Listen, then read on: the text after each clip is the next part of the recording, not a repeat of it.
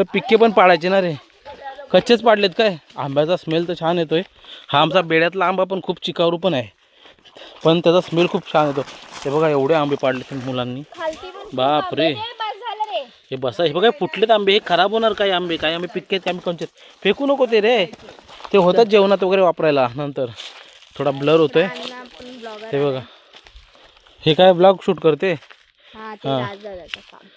हे भजाला एवढा मोठा दगड कुठं मारतो. चल, जवळच आहेत हाताच्या. मित्रांनो ही बघा, ही जी वाट दिसते ना जुनी, हे बघा इथे पण ह्या वाटेने आम्ही जंगलची फाटी आणायला जायचो.